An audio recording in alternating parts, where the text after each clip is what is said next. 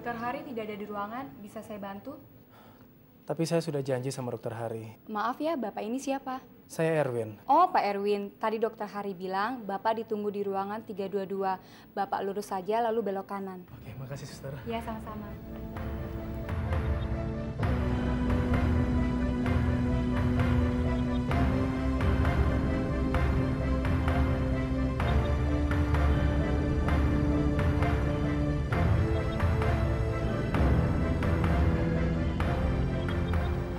Sama siang, suster. Iya, siang. Kamar 322 di mana ya? Oh, itu, Pak. Oh, makasih. Iya.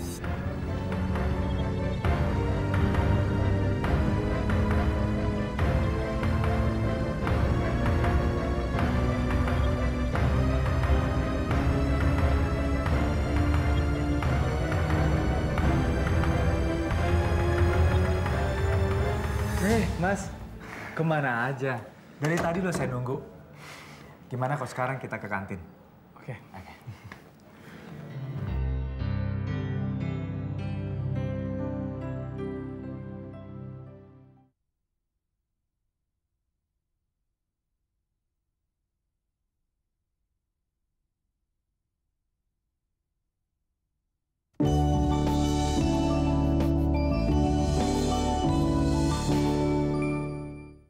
Kok lo bisa sampai kayak gini sih, Ra? Terus dokter bilang apa? Gak tau nih, Mit. HP gue turun banget. Mungkin kebanyakan belajar. Kebanyakan belajar atau kebanyakan pacaran? Enak aja, emangnya lo. Lah, kenapa gue? Jelas-jelas lo liat sendiri kan kalau gue lagi single fighter berat. Makanya lo cariin gue dong. Emangnya Denny mau lo kemanain? Siapa? Denny. Denny. Asal lo tahu ya, gue udah nggak mau tahu apapun yang berbau-bau Denny. Buat gue dia udah deh masa lalu banget. Udah mendingan kita ngomongin yang lain, ngomongin lo aja, nggak usah ngomongin makhluk yang satu itu. Oke? Setuju? Bisa galak juga lo, Mit. Kenapa? Lo baru tahu gue bisa galak. Inilah Mita yang asli. Aduh, lebih deh gue. Makasih ya, lo udah nyempetin datang ke sini. Sorry banget nih, nggak ada makanan minuman nih. Udahlah, nggak apa-apa. Lo yang penting sembuh aja dulu, lo nggak usah mikirin gue. Kalau gue masalah makan gampang. Kalau gue lapar, gue tinggal ke kantin, gue makan sebelum balik ke kampus. Sekarang kan yang penting lo supaya cepet sembuh, ya? Makasih ya. Kakak tahu dari mana kalau yang nabrak kakak itu sengaja? Dan kakak udah berjalan di pinggir sekali. Tapi sepertinya motor itu sengaja mengarah ke kakak.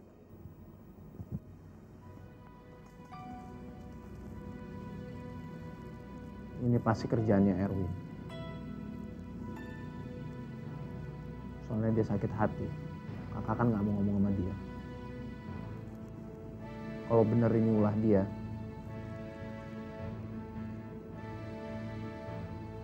dia akan tahu ganjarannya.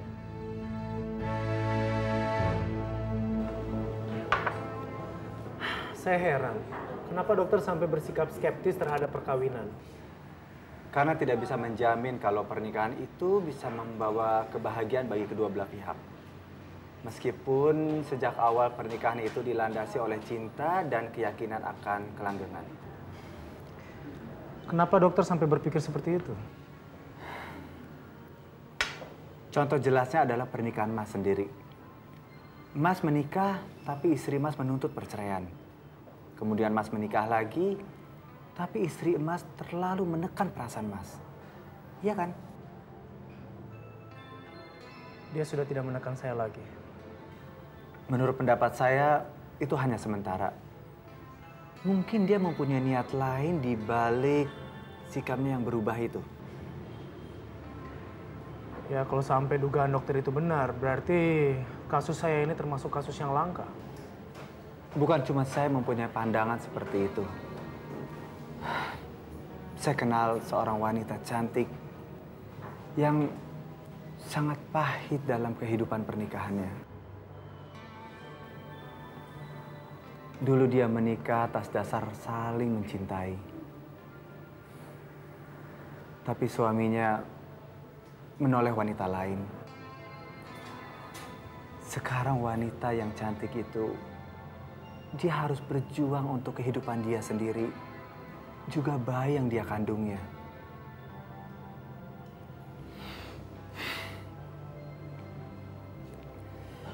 Dia sangat trauma dalam pernikahan, sehingga selalu menolak setiap cinta yang menghampirinya.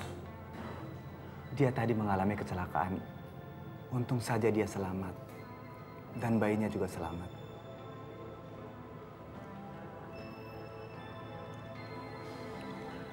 Tadinya saya berharap kakak akan senang sama fasilitas yang saya dapat.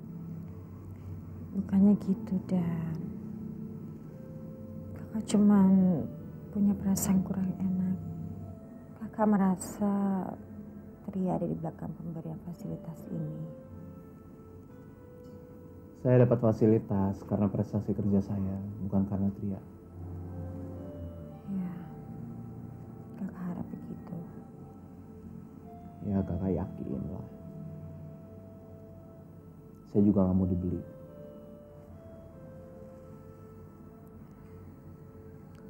Kamu udah makan? Belum. Kamu makan di bawah, ada kantin. Kakak juga jangan lupa makan. Udah, saya ke bawah dulu makan ya.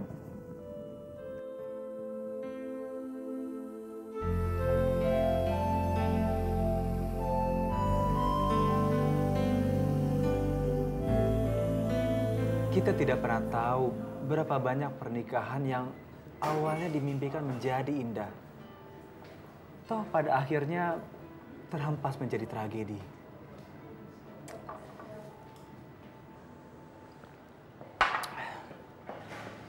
Sebagai seorang dokter, semestinya Anda tidak mengambil kesimpulan hanya berdasarkan 1-2 kasus saja, Dok.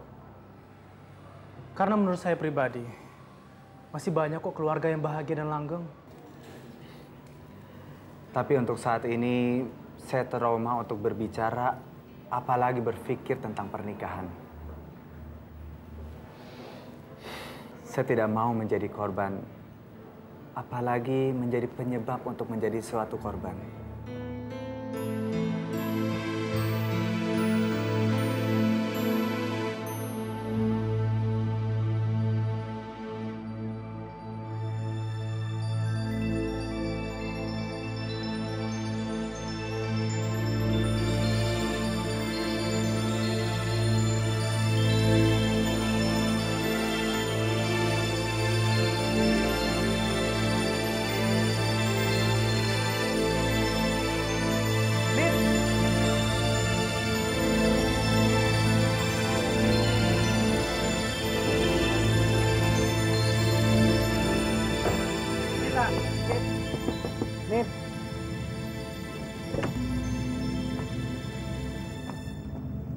Saya rasa kamu udah gak punya hak lagi untuk ngomongin sama saya. Tapi saya akan ngomong satu hal ini, dan saya harap kamu untuk ingat. Kalau kamu nggak mau harga diri kamu makin terlihat rendah di mata saya minta supaya jangan dekati saya lagi. Karena barusan saya baru ngomong sama Ira, kalau kamu tuh cuma masa lalu saya dan saya sudah tidak mau menganggap dan saya sudah tidak mau mengingat apapun tentang kamu. Ngerti? Mit, kamu kenapa sih benci banget sama saya? Sampai kamu nggak mau dengerin penjelasan dari saya. Saya bukan benci sama kamu, Denny. Tapi buat saya, kamu udah nggak ada arti apapun buat saya.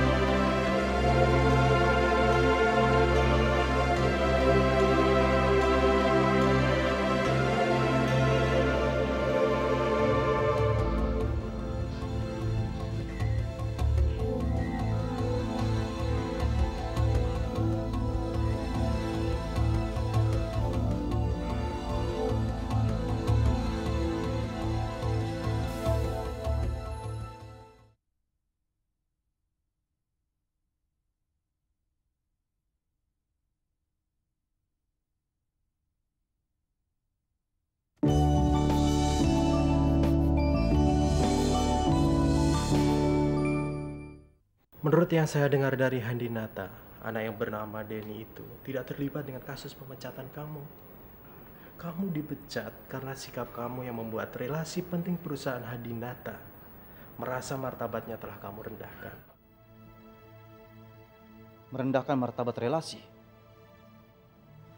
Saya tidak pernah merasa merendahkan martabat siapapun. Tidak pernah. Coba kamu ingat-ingat lagi, Bob. Katanya relasi itu seorang wanita.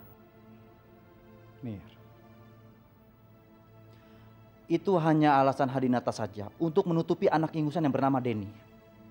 Karena si Denny ini, dia ada hubungan khusus dengan putrinya Handinata. Saya yakin itu. Terserah pendapat kamu, Bob. Tapi yang pasti, kalau semua cerita kamu tadi buntutnya untuk minjam uang lagi sama aku, terus terang, sorry Bob, saya tidak bisa.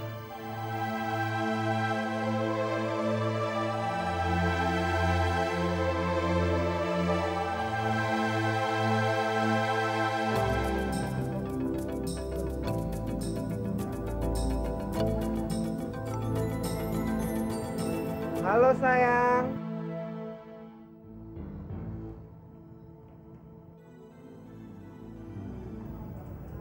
Bentar ya, yuk. Hai Mita. Lu lagi sakau ya? Iya, gue lagi sakau. Sakit kanan kau yang. Berani amat sih lo manggil gue yang? Ya berani dong. Gue udah dapet mandat dari mantan cowok lo, Denny. Dan lo jangan kaget ya kalau gue tahu apa yang terjadi di antara lo berdua.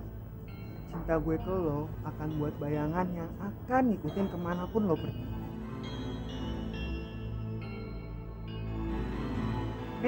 Mita sayang. Denny memang buaya mungkin buat lo, tapi buat gue dia baik. Dia nggak mau bikin lo sedih. Dia cinta sama lo. Makanya dia ngutus gue untuk ngilangin patah hati lo. Kalau lo nggak percaya, tanya aja sama dia. Bener apa enggak? Lo mau kan jadi pacar gue?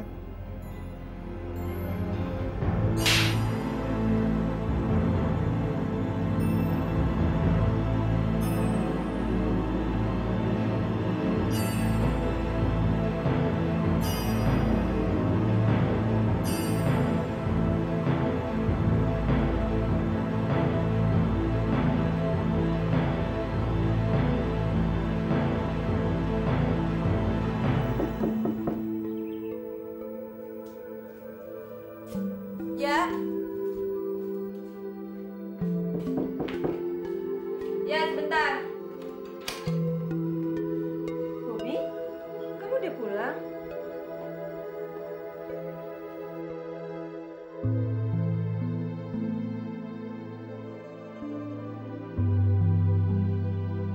Bobby, kamu kenapa?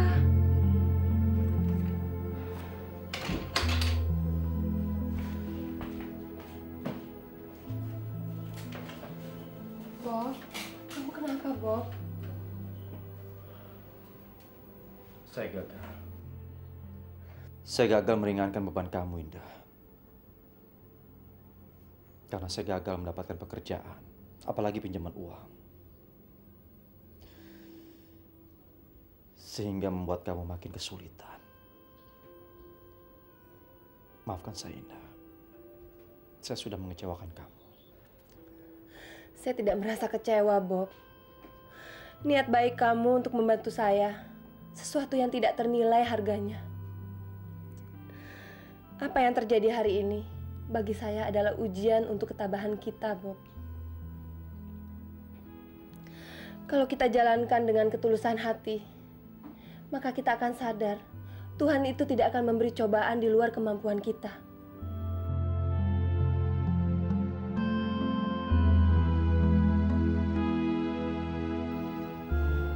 Akan mencari pekerjaan. Saya akan bekerja sebelum kamu menemukan pekerjaan yang sesuai dengan bidang dan kemampuan kamu.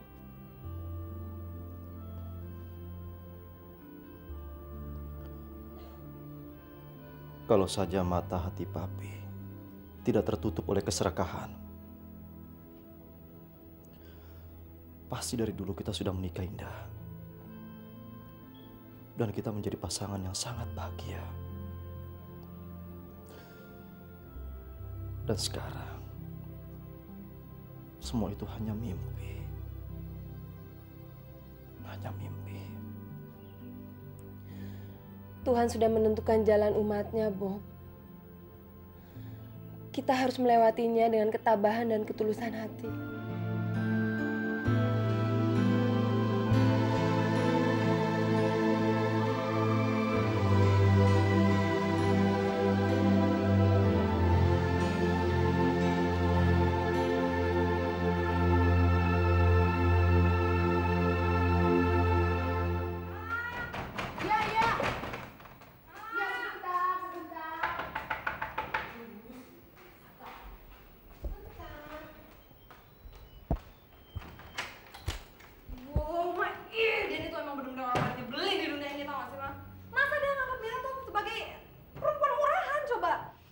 Emang dia apain kamu sih? Jadi tadi waktu Mita lagi ngejenguk temennya Mita, si Ira itu. Nah Mita papasan sama cowok brengsek itu rumah sakit mah. Nah daripada terjadi apa-apa mendingan Mita pergi aja dong ya kan, balik lagi ke kampus. Udah deh pokoknya Mita tuh udah gak mau urusan lagi sama dia. Terus dia nyusul kamu? Enggak. Tapi Mita tahu pasti Denny tuh pasti telepon-teleponan sama Niko. Nah Niko ini salah satu cowok yang paling brengsek yang ada di kampus. Masa si Denny nyuruh Niko untuk deketin Mita? Kira kayak piala bergilir dong kalau kayak gitu. Ini sudah sangat keterlaluan. Emang pokoknya, Mita udah kesel banget sama dia. Pokoknya Mita udah gak bisa maafin Denny lagi. Tapi Mita nyesel banget deh, kenapa? Dulu Mita tuh gak dengerin nasihat Mama. Coba kalau misalnya Mita dengerin kan semua ini gak bakalan terjadi. Ya sudah. Yang penting sekarang kamu sudah sadar kan? Niko. Anak itu bisa saya manfaatkan.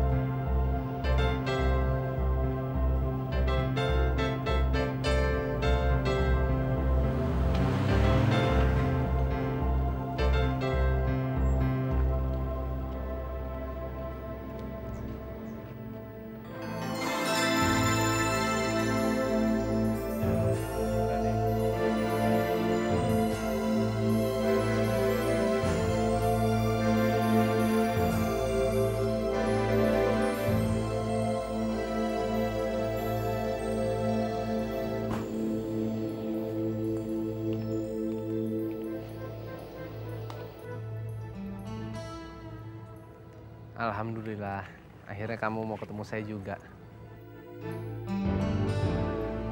Asal kamu tahu ya, saya tadinya udah gak niat lagi mau ngomong sama kamu. Tapi karena kamu ngomong sama Niko, saya jadi merubah niat saya itu. Ini fitnah apa lagi? Kamu gak usah sandiwara deh, Den. Saya jijik sama kamu, tapi saya lebih jijik lagi sama sandiwara kamu yang beranggapan kalau saya itu perempuan murahan. Mita, kamu kenapa ngomong gini sih? Kenapa? Kamu lupa? Atau jangan-jangan kamu pura-pura lupa kalau kamu pernah ngomong sama Niko kalau kamu ngasih saya ke Niko karena kamu udah gak mau saya lagi. Kamu dengar ya, ini peringatan saya terakhir kalinya untuk kamu. Jangan berani macam-macam lagi sama saya. Ingat!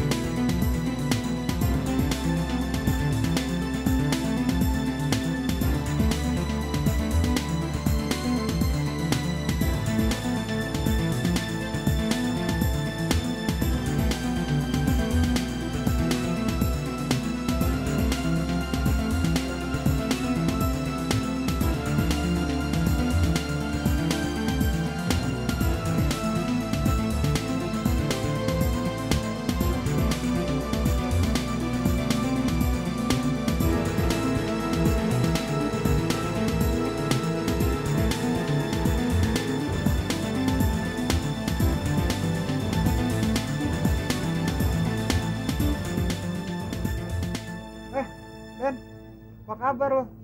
Udah lama gak ketemu. Baik, baik. Gue denger lo nyari gue. Ya, Ada apa? gue mau ngasih tahu sama lo jangan kurang ajar sama dia.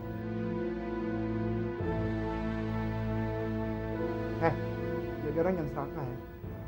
Bukannya lo udah mutusin dia. Jadi boleh dong gue naksir sama dia. Boleh, boleh aja. Itu urusan lo. Lo mau suka sama dia atau lo mau pacarin dia. Tapi jangan lo anggap dia perempuan murahan. Bisa lo oper-oper sana sini. Apalagi pakai bawa-bawa nama gue. Itu urusan gue. Hah? Terus mau lo apa? Ya gue mau kasih tahu sama lo sekali lagi. Jangan jadi bajingan lah.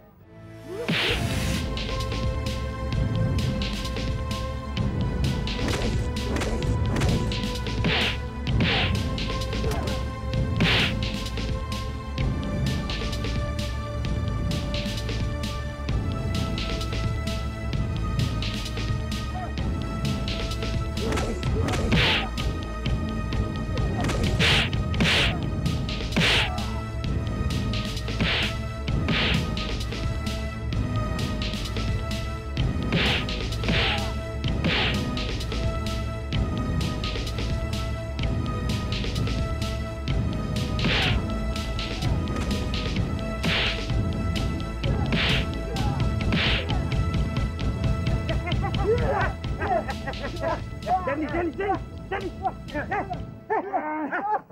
Ada apa ini? Denny! Kamu itu kan sedang cuti. Kenapa ada di sini, ha? Saya sekarang udah kerja, Pak. Lo dengar. Kalau lo kurang ajar lagi, lo berurusan sama gue. Ayo, bubar!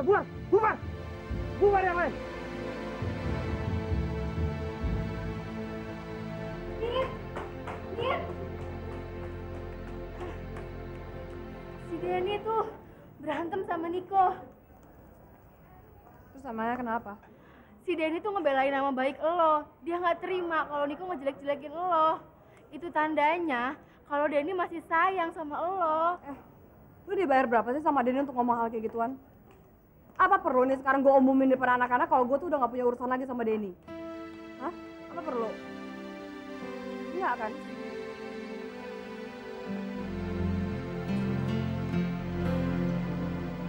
Mir, gue rasa lo masih sayang deh sama Denny.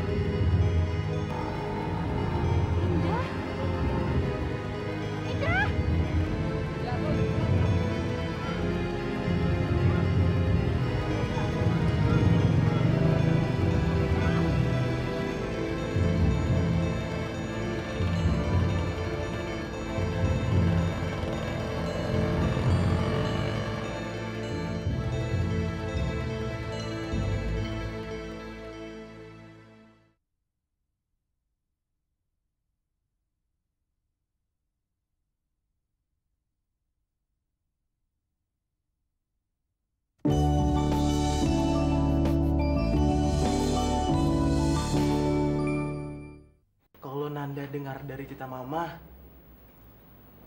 ciri-ciri Tante Indah yang itu kayaknya Nanda pernah ketemu dengan dia, Mah. Soalnya ciri-cirinya sama, Mah. Kamu ketemu di mana, Nak? Di rumah Tante Anita. Tante Anita? Tante Anita itu siapa? Nanda juga nggak tahu pasti, Mah, dia itu siapa. Cuman yang jelas, waktu itu Tante Rita ngajak saya ke rumah Tante Anita. Dan sampai sana ada ibu yang sedang sakit, Mah. Nah, untuk menyembuhkan ibu yang sedang sakit itu, Nanda diminta untuk pura-pura jadi anaknya, Mah. Yang namanya Dandi. Yang katanya sih, dia itu sekarang lagi kuliah di Australia. Ibu itu namanya Indah juga, Mah. Namanya Indah juga. Dan ciri-cirinya sama. Jangan-jangan Indah yang kamu temui itu adalah Indah sepupu Mama. Nanda, Sekarang juga kamu harus antar Mama ke rumah Tante Anita ya. Mama yakin itu adalah Indah sepupu Mama. Tante Indah sangat menderita. Biar Mama sajalah yang mengurus Tante Indah. Kita berangkat sekarang ya, Nak. Tapi Ma, mereka udah pindah. Waktu itu saya pernah ke sana, Ma. Dan saya tanya ke tetangga, mereka juga nggak tahu. Mereka tuh pindah kemana. Tapi kita harus tetap menemukan Tante Indah, Nanda. Harus. Tapi sebelumnya kita harus mencari dulu di mana Tante Anita berada.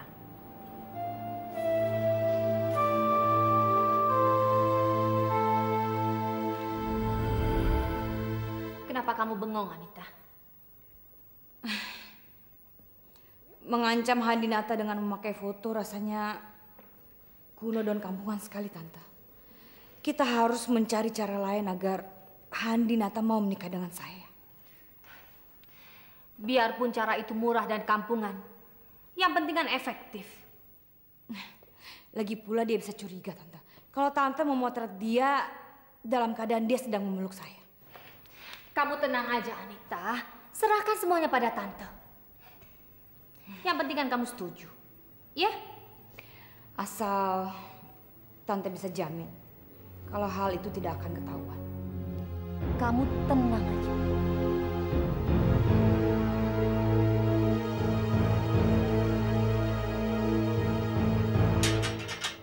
Assalamualaikum. Sepada. Assalamualaikum. Waalaikumsalam. Cari siapa, Bu? Bu Anitanya ada, Mbak? Oh, Ibu Anitanya sudah lama tidak tinggal di sini. Dia sudah pindah. Pindah kemana ya? Wah, nggak ada tinggalin alamat. Oh ya sudah deh. Terima kasih ya, Mbak. Sama-sama, Bu. Tuh kan, Ma. Nanda bilang juga apa? Udah pindah kan? Mama nggak percaya sih. Mama bukan nggak percaya, Nanda. Mama kan usaha cari Tante Indah. Kita harus temukan dia. Kasihan dia.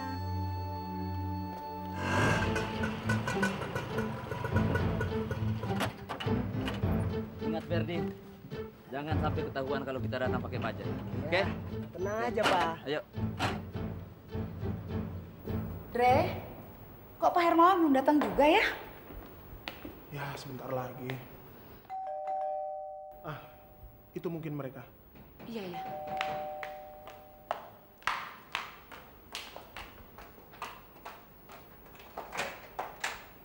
Selamat sore Susmia. Selamat sore, Pak Pak Bantri. Hermawan. Mohon maaf nih mobilnya telat. Maksudnya mobilnya mogok. Oh, nggak apa-apa. Yuk, sekarang masuk. Iya. Jangan kelihatan sedih gitu ah. Malu sama tante. Kenapa kamu, Fer? Gak apa-apa tante. Biasa ses, urusan anak muda.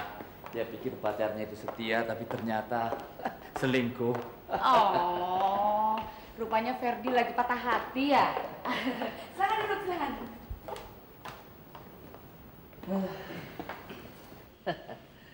Begini Ses, karena Ses ini sudah menganggap Ferdi seperti anak sendiri, jadi saya mohon supaya sedikit dikasih nasihat lah agar dia sadar, jangan sedih terus.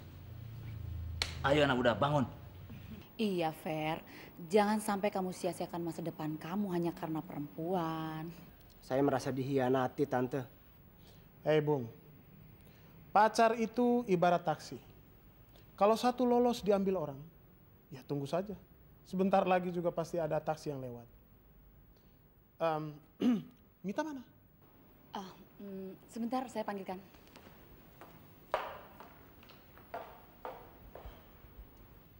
Taksi yang ini oke nggak, Om? Hush, jangan mulut kamu. Dia itu masih anak saya. Mama kan waktu itu pernah bilang sama kamu bahwa Pak Hermawan punya anak laki-laki yang bernama Ferdinand.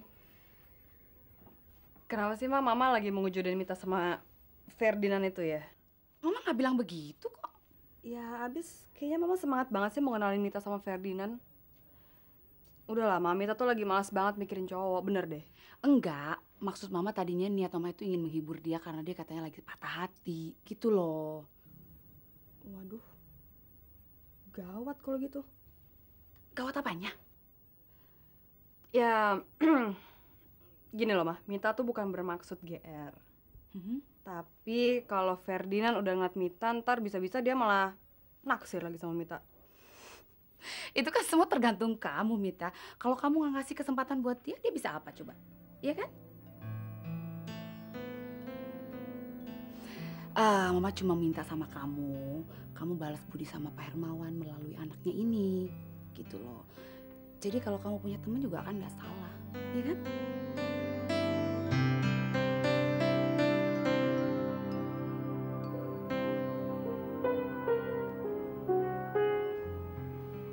Fer, kamu suka main piano ya?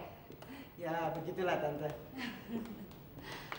Ini anak Tante Mita. Halo. Ferdi. Mita.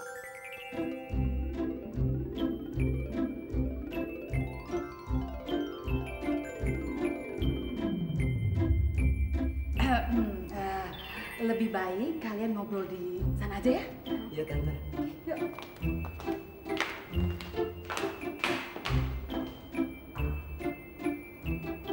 Pak Andre, mudah-mudahan Mita bisa menyadarkan Ferdinand agar tidak terlalu meratapi kepergian pacarnya itu. Saya rasa pembicaraan mereka pasti nyambung. Karena Mita sendiri sebetulnya sedang patah hati. Dia dihianati oleh laki-laki yang ternyata mata keranjang.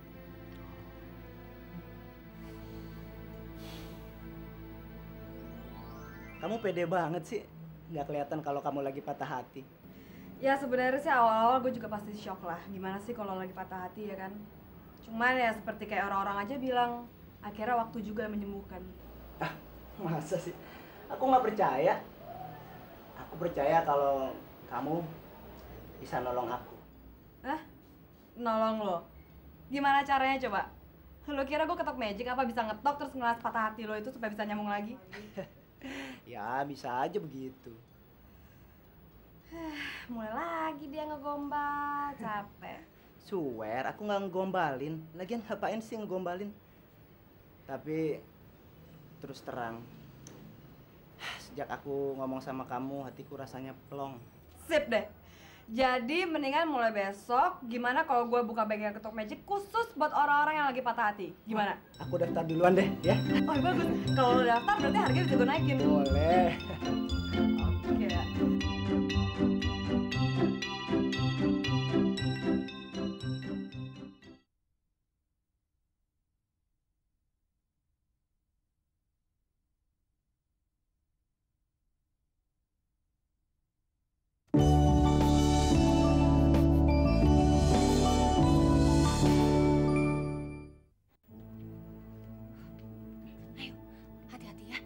Sampai ketahuan. Mas kok sekarang nggak mesra lagi sih sama saya? Nggak enak, nanti dilihat Tante. Tante nggak ada lagi pergi. Dari tadi juga saya belum dicium. Udah nggak mau nyium nih? Iya.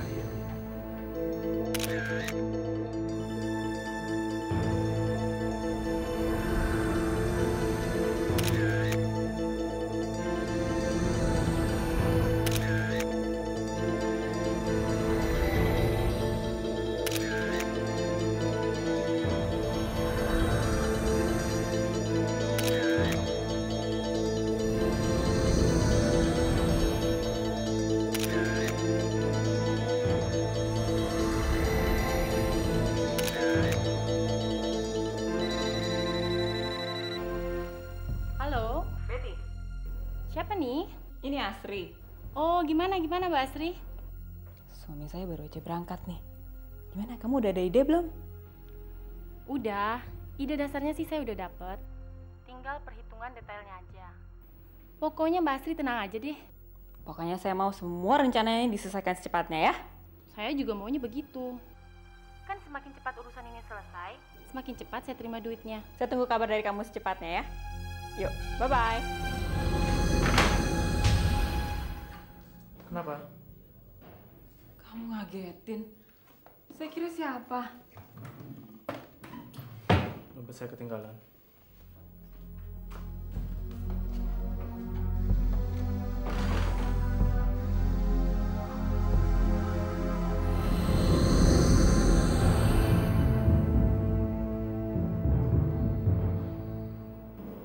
sore Mbak Indah.